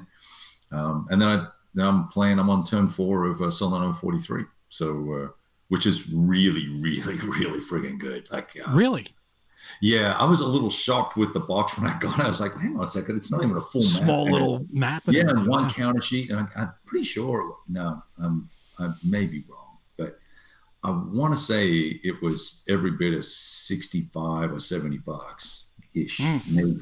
I don't know what it's retailing for right now. Maybe someone can look 30. That up. But is it what? 30. Was it really $30? Was it really only $30? Like it's retailing now for $30. No, for online Salerno. Yeah. Oh, okay. Well, 30, you buy it online. It's $30. 50. It's 50 on their website then. I think it is 50. I think it is 50. You can get it for 30. It's a serious game. I get it. But anyway, I thought, I thought kind of like, well, this is kind of expensive for what I got. One counter sheet and a what I would call a 3/4 map. But I tell you what, it's so far bang for the buck. It's played out almost to the moment historically, and without me trying to replicate that, it's been really, really good, and it plays really fast. So it's a great introduction to that Simonich system. Which conflict was this? It's Salerno 43, so it's the invasion of the Italian mainland, Operation Avalanche. Sorry, I meant the other one that you were talking about, the one that was like 8 or 10 years ago. Oh, Donetsk. That's Tiny Battle Publishing.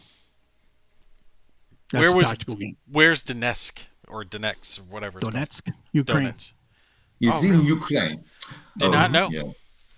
No. Sure. All right, continue. Sorry, I just didn't know where that took place.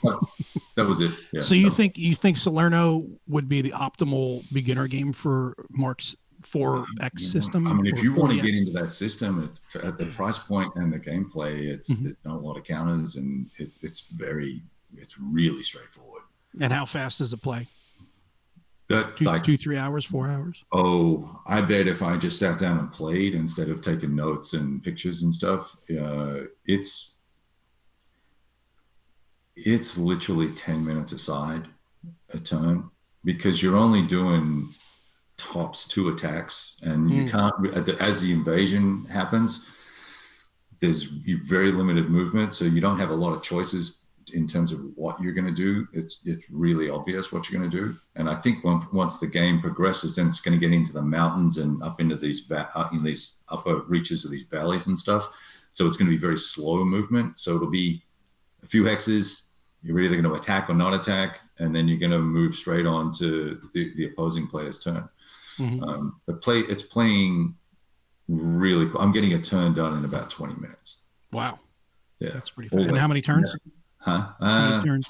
I want to say 16 or 17. Oh, okay. Yeah, so it's not a lot. Yeah.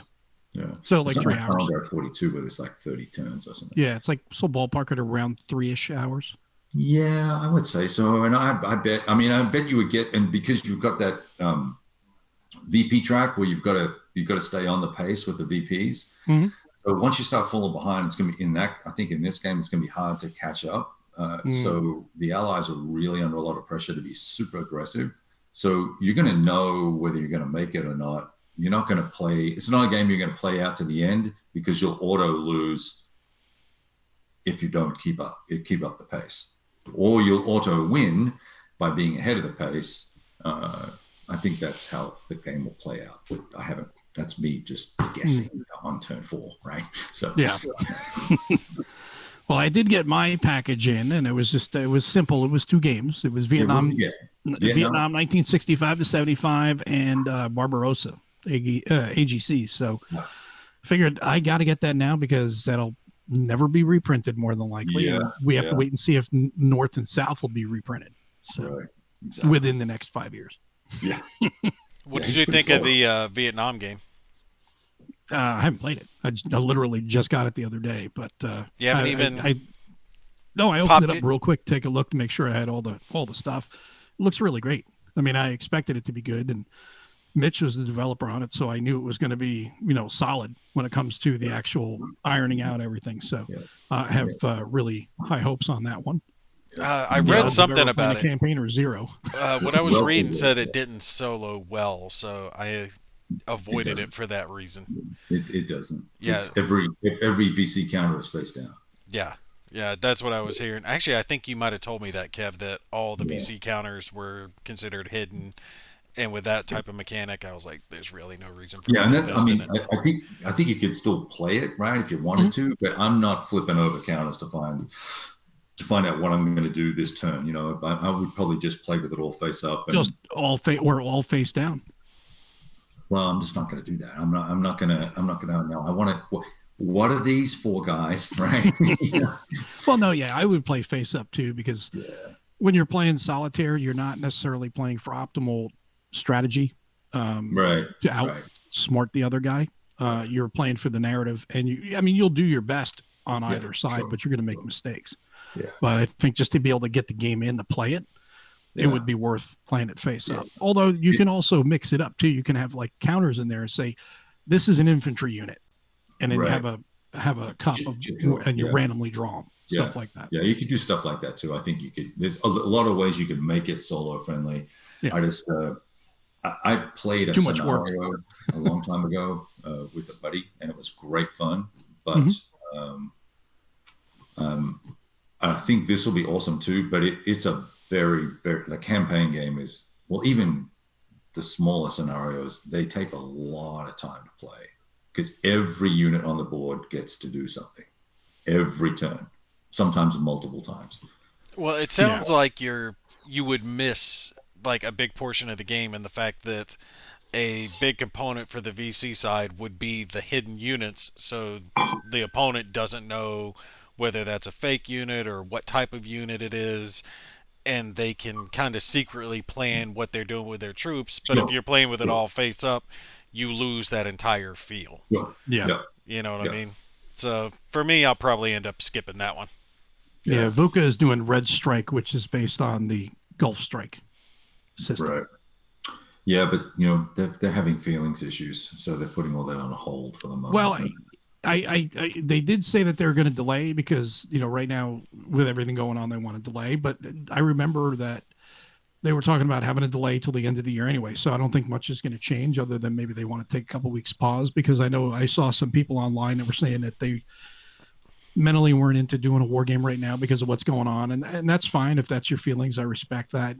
I'm just like, man, if I feel like playing a war game, I'm gonna play a war game. Whatever. Well, that's cool. If you don't want to make the game, that's fine. I mean, other things will come. Not like we don't have other games.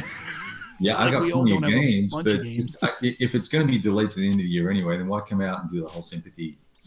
Hey, we need sympathy thing. That's kind of what it felt like to me. It just felt like it was just some bullshit commentary. That maybe they'll take the time to work on the counter art. So the counters are more concerning to me than themselves, that they don't slip and slide. Yeah, well, I mean, there's just a lot going on with those counters. So yeah. Oh no, they are busy. Yeah. Actually, I gotta say that's something I do like about that Assault Red Horizon, is that there's not all the clutter all over the counters. Nope. Because all that information is taken off and put onto the cards instead. Mm-hmm. Yeah, so you just have the cards on each side of the board, and you can kind of focus more on the map. Now, that does kind of take you out of it because you have to, pull back and keep track of the separate rules and everything.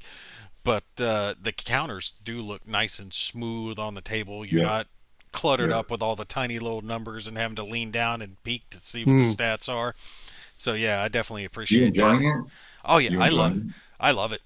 I He loves it. Yeah. I I thought you would. I'm a big guy into custom dice, so I really love the custom dice they did.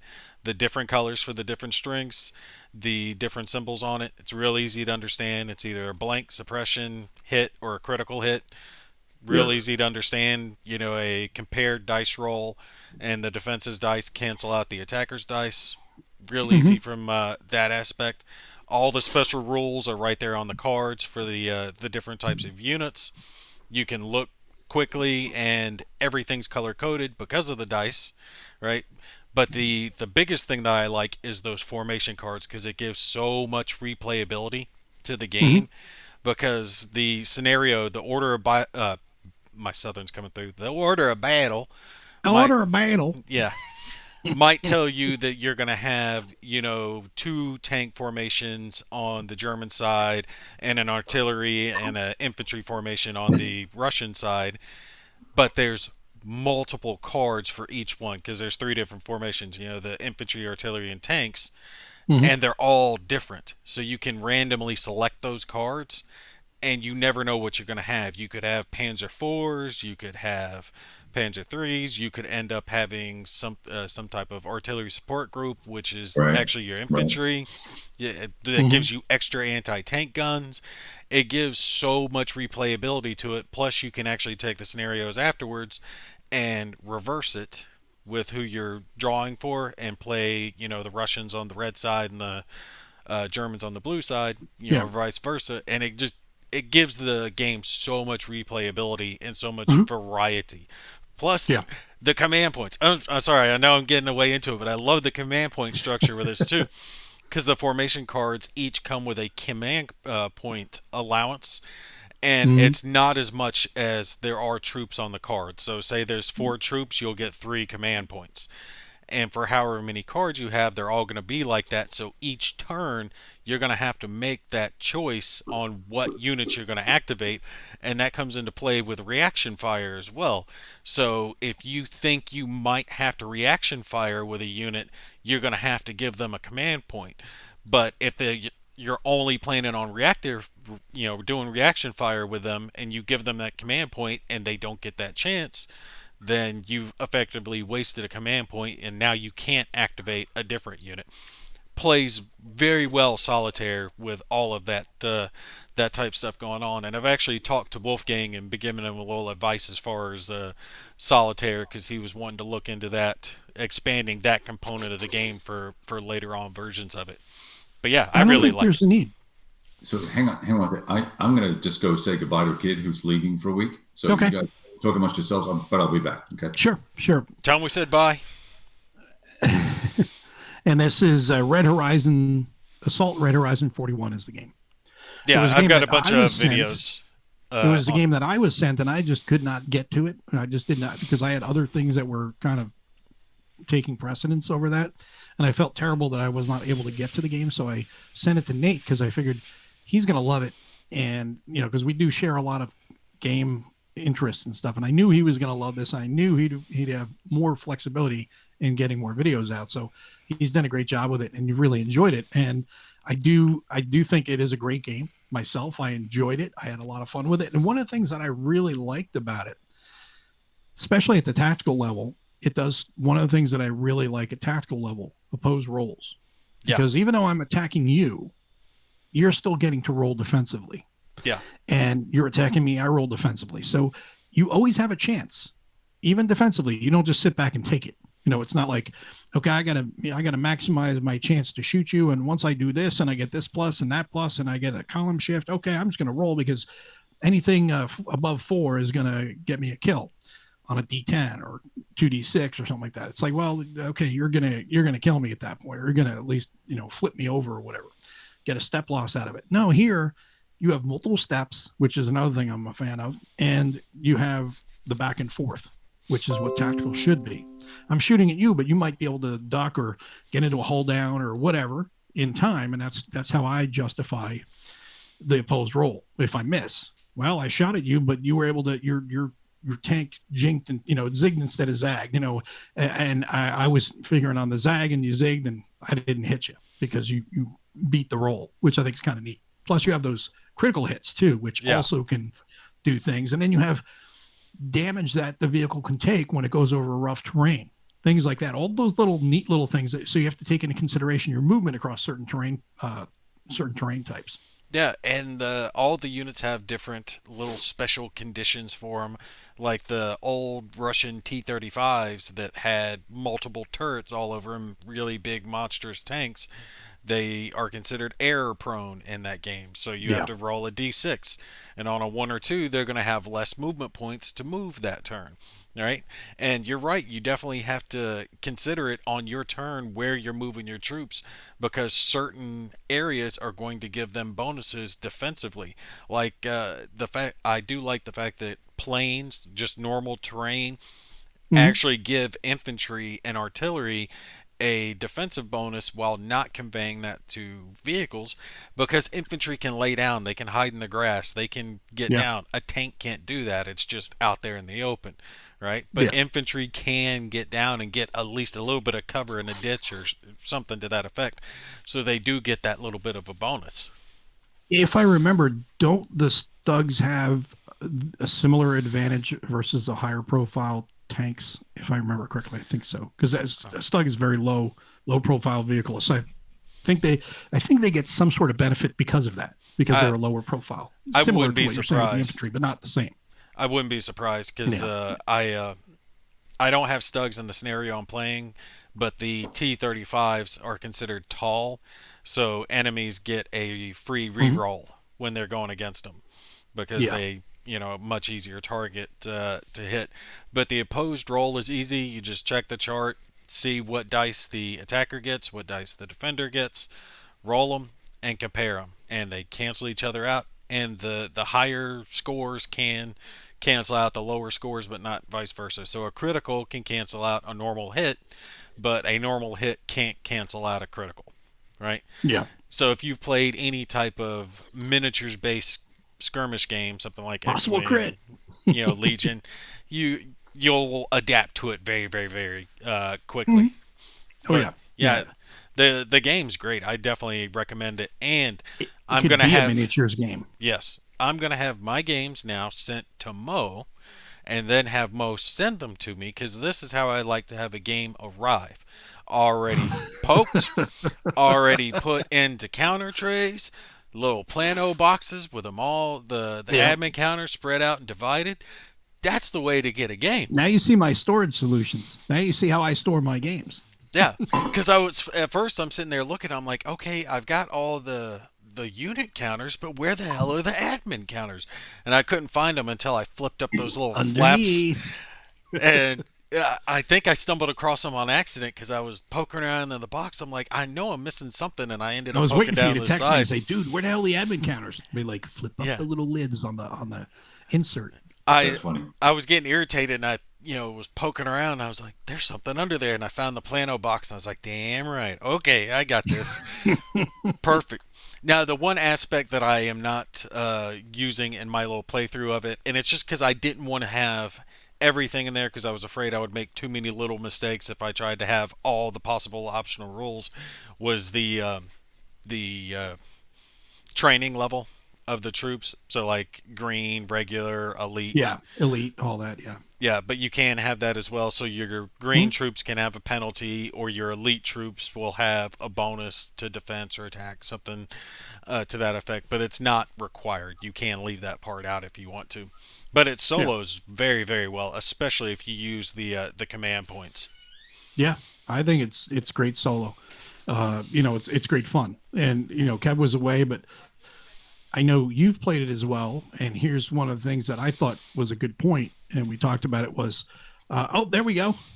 Look at that face. Right. He's like, okay, 1 second, buddy. We're talking. What's going on, buddy? How you doing? Good. You doing good? You listening to Daddy? No, just say no. I don't listen to Daddy. Ask Daddy for $1. All right, tell him bye, buddy. Bye. Bye. Bye. There you go. But what I was saying was, I think it's great to have in tactical games. I think it works really well, especially as opposed roles, because I'm attacking you, but with you get the defensive dice, so you get a chance to avoid a hit or minimize the hit, and I love that for both sides, because then it feels participate, right? Yes, you're participating in it, and you always have a chance defensively, and also the multiple hits, similar to what we saw with Blue River. I like the idea that it's not just flip and 2 flips and you're dead. It's multiple hits, and I like that, because then it feels like there's these vehicles are not as brittle as they are in other, like other war games. Some things are very brittle. I like when you have, even in operational level games, where you have 6 steps instead of, you may go from 10 all the way down to 2. You may have all these not breakdown counters, but the other counters that go with it. You flip them over and then you go to the next counter. You flip that over and then you go to the next counter. I like that, because it feels like that unit is real, and it's just not as brittle as it is in other games. Yeah, and it gives you some variety when it comes to the units, because there are some infantry units that are smaller. So instead of having every infantry unit be take a hit, it gets reduced, take another hit, it gets gone, you have some infantry units that have more, and they'll be able to take upwards of 4 hits, whereas some smaller ones like tank hunters or machine gun teams, they have fewer men, so they'll go down in the usual hit, flip, gone, afterwards. Definitely well done as far as that game's concerned. Well, Jeff, Kev was just talking before about playing Third World War. Arctic Front, you said, right? Yep. So you must have missed that. I literally just got my game, and I was listening to everybody saying, "Oh, I got this thing broken down into 6 counter trays," and I'm like, 6 counter trays? There's got to be a way to get all that stuff to fit in the box. Challenge accepted. So I got it down to 3 counter trays and all in the box. So wow. Cards too, because it's a thick box. You just put the cards on the end, standing them straight up. That's what I did. I put the cards on the end. I baggied mine. I don't.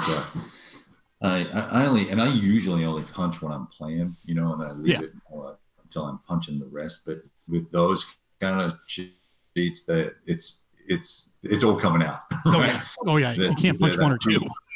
Pre-punched, pre-cut, whatever they're called. So nice though. Nice counters, nice and thick.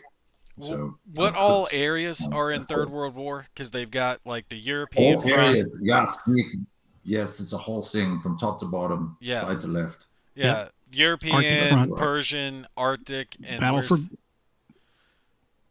Persian. You got Arctic Front, battle for Germany. You've got Persian Gulf, and then the 4th is Southern Front. Thank you. I was like, why did I just go brain dead? Southern Front. And then you even have an extra map in the box too. Yeah.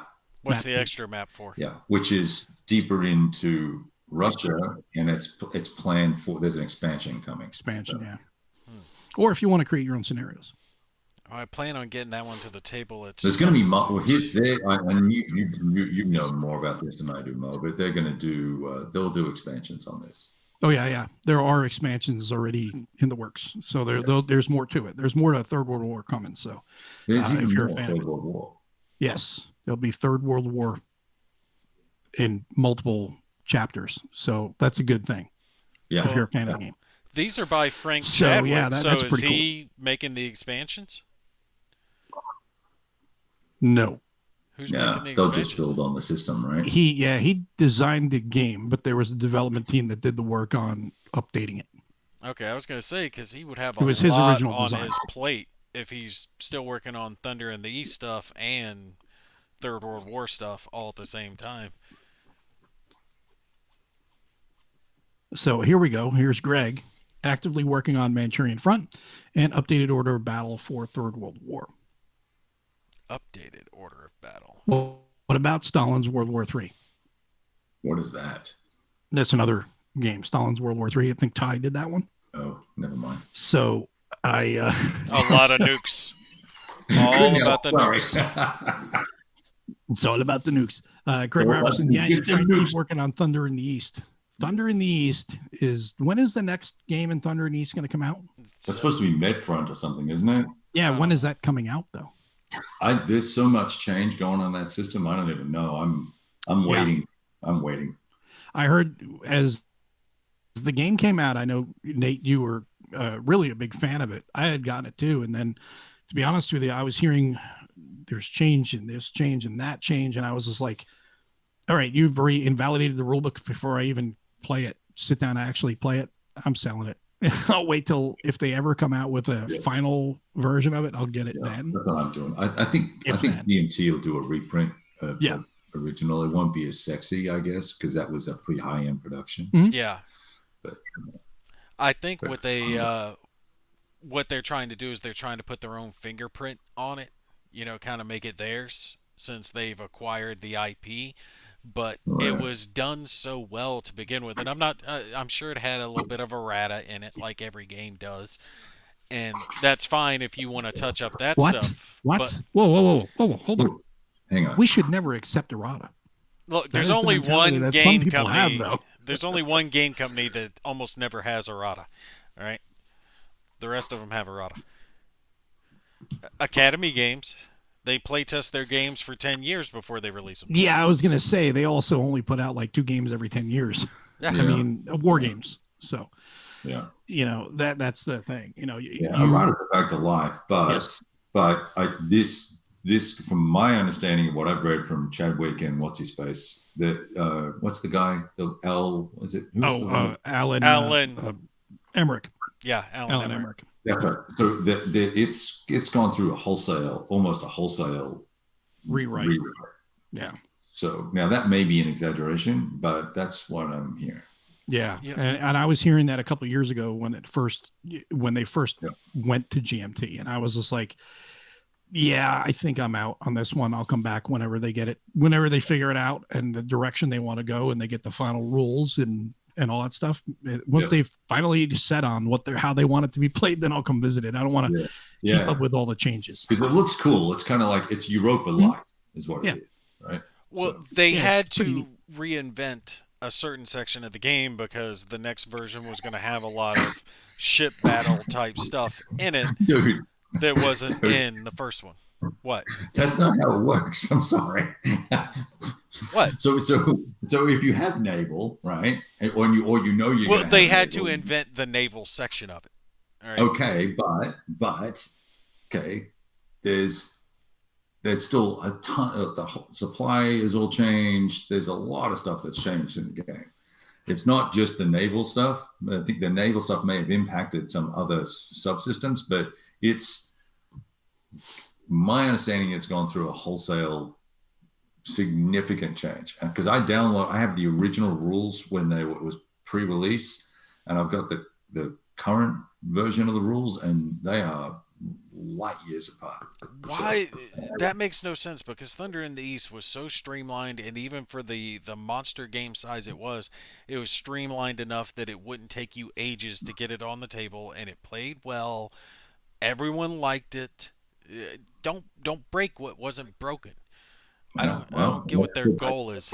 But when it gets to another company, like you said, I think everyone wants to get their fingers in it. There's this classic designer developer problem, right? And he's a great example of Vietnam, right? Mm-hmm. Those guys agreed with the original designer. We won't change anything. We're just going to clean up and clarify.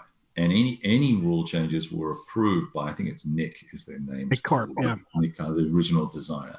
Mm-hmm. And so that is true to the original game. And I would say Frank Chadwick's Third World War is true to the game. Some designers and some developers just can't help themselves and have to go fix things to make it their game that they've created, right? So that's happened with Thunder in the East. I'll tell you what, I still don't get what Alan was going for at one point, because he had actually reached out to me and got a hold of me, and he's like, I'd been trying to track you down, and I was like, oh, yeah, you found me. What can I help you out with? Silence. Never heard from him again after that. And I was like, okay, good to hear from you. Really? Let me know if you need anything. That's not like Alan. That's not like Alan to do it. Yeah, I sent him a couple of emails after. I was like, could I help you with something? Maybe you didn't get the email to the right address. Unless he changed it, I did. Fault. Maybe it's your fault. Friend him on Maybe you're in Facebook his and spam message him. bucket. I don't know. Maybe I'm he gonna just reach put you out on to an him when the ignore next list. when the next game is coming out and see what we can get worked out as far as that's concerned. Because, like you said, I am a big fan of the Well, Greg, original Thunder. I need to talk to you. So there you go. Frank, or I should say, Greg, I need to talk to you. So shoot me an email or message me on Facebook or something or on Discord. So I got to talk to you about something. But when it comes to Vietnam, even though it can't be played, what we were talking about, it can't be played solitaire very cleanly or as the rules intend. I think there's ways to either play it straight up or pull counters out of a cup to kind of maybe half and half, to still be able to play it. And then, of course, we have Vassal. So we could play that. But the one that I definitely want to play, we were talking about it. So I think we can get a 4-player game of this going too in May. If you're interested, Silver Bayonet. I would be good. Yeah, I'd be down with that. So, because I think Friday we're talking about Angola. Yep. That eats Friday. Yep. Most of Friday. Yep. That's 6 to 8 hours. Yep. And then maybe Saturday, Silver Bayonet. Yep. So we'll try to do it because I think that would be a great one for 4 players. Yeah, that'd be cool. And you would have it umpired, or you're going to have it. No, it'll be behind the sheets. Okay, yeah, that'd be cool. But the thing is, with 4 players, it's easier for one person to kind of control where the units, how they're broken down, and then the other player to place them on the board, things like that. So yeah, I think I'm hanging out with. I think I'm going to have dinner with Greg either Saturday or Friday night. I forget which now. Mm-hmm. And then I want to run through some of his prototypes. I'm going to play that Stuka game with him, Stuka Solitaire thingy, and I want to see some of his opposed games because I'm more interested in those than I am in the solitaire games. But I'm curious about the Stuka game just because Stuka's freaking cool. Oh yeah. So I would love to dig into that with him. Well, we got to figure out what night we're going to do because I'm having dinner with him too. So I don't know if it's going to be same night or different night or what. But we have a romantic day. Well, then that's going to have to be on a separate night. I'm not going to get in that. Does he know that you two are, know about each other? No, it's a big surprise. I don't want to get into that cuddle struggle with you two. So that's cool. No, yeah, that'll be fun. So there's 2 like fairly long games right there. You know, and then of course fit in some other stuff, smaller, lighter stuff. And I would definitely recommend when you sit down to check out his stuff, you can spin through it in about 20, 30 minutes, probably about 30 minutes. Check out American Tank Case. Have him run you through American Tank Case. Okay. I think that you'll find it pretty fun because it's the type of game you can set up and then I'm going to go to bed, but I feel like playing a game. Here, let me run through a mission of this. Maybe I'll play 2 missions. And then 3 hours later, I played 9 missions. And then once you're done, you knock him in the head and you take American Tank Case and you send it to Gimpy. That way I don't have to wait. Okay, all right. Well, we can do that. We'll work that out. Either you can make out with him or something, whatever you got to do to, make it work. When I said I had a big surprise, that wasn't what I meant. Hey, I'm willing to sell you out to get an early copy. All right? I bet you are. Yeah, I bet you are. That's funny. Well, when I do cons, you know me, I'm like, okay, it's 8 o'clock. Let's go. Oh, 8 a.m. Let's play. Mm-hmm. And look, it's 1 a.m. Okay, I'm going to bed, and then I'll be back down there at the same time. What time do you go to bed? 1. Oh, 1. I thought you said earlier. I was going to say, damn. No. So Nathan's got a question for you. Any idea when the HM World Series Thunderbolt will be coming out? Oh, wow. Well, that's the $20 question. I bet you now that Markham is finished with the Pacific War, although he's probably going to be spending a lot of time answering questions based on the Board Game Geek page that I've seen. I think he's helping Alan Ray with that. Number 1. Number 2, I heard that that's still in progress. So I thought before Berg died, he said he had to do the counters. So that probably tells you that's where it's at. The maps were done. The concept was done. they've updated the rules and all the rest of it, so it's going to be the series rules are kind of cleaned up and fixed, so it's ready. But I don't know where the actual all the scenarios and scenario testing. I bet you that's got a long way to go, and GMT doesn't tell me anything, so it's all what I hear from other people. There you go. And then John says, Stuka Ace Hines is JU-87. See how many MiGs you can shoot down. We're talking Greg Smith. We're not talking Ty Bomba. So I don't think we're going to have that sort of crossover. That would be quite the crossover. That would be. Yeah. What if Stuka versus MiG? Exactly. That would be under like Stalin's World War III sort of thing, But yeah, so I mean, it should be fun. I think there's going to be a lot of good games to check out. Plus, the other thing that you'll like is, and I think helps with the convention, the way John does it at CSW is the the vendor area is only open for a couple of hours at a clip. So it's open from like, I don't know, I'm throwing out times 10 to 12 or 12 to 1 or 12 to 2 or something like that. And then 4 to 6 or something. Right. So it's not there the whole day. So they're not stuck there the whole day. They can run around, play games, do demos, whatever. And then, hey, guys, let's take a 30-minute break and run into the vendor area so we can take a break from our games, get coffee, get a drink or whatever, and then run in and take a walk around the vendor area. I'm going to have an empty trunk, so I'm bringing nice. Nowhere to keep it. I'll have nowhere to keep it then. So I'm going to be emptying a lot of games. So I'm going to bring, I've got a running list so far. I'm close to 50. That's a good idea. So, I should bring all my stuff I want to sell. Oh, are they doing one of those like open sellers table market things? Flea market. Genius mode. That's good. I have a closet full of stuff that you go. I got to get rid of because I'm going to be having to thin things out because we're moving to a different town. So moving from one house to another, and it's going to be smaller, and I'm going to have to downsize. And these are games that I need to. This is not acceptable. What's that? Your move. I know. It is not. It is not. I'm not thrilled with it, but it is what it is. It's only for 3 to 5 years. And then when I retire, I'll find another retirement location. Wyoming. Yeah. Tempting. Idaho. Idaho's close. Idaho is where I'd really like to live in, the Coeur d'Alene area. We just need to pick a spot somewhere out in the middle of nowhere and no one can bother us. If there's a Hooters close by, and then you'll plop down. I know of a place that has a war game compound underway. For you, Gimpy, I would carve out a little corner for you, and you can put your own little house up there, man, and do your thing, and we can meet in the barn, and we can play war games. I think my brood might drive you nuts. No, you know, I have an electric fence. Don't worry, and your kids will have collars, so it'll be fun. See, I have stock in Zequel. You see the pictures of my my little mobile home I bought? I've seen some of the pictures you've been posting up of all the construction stuff going on. The funny thing is, my wife has been saying about that.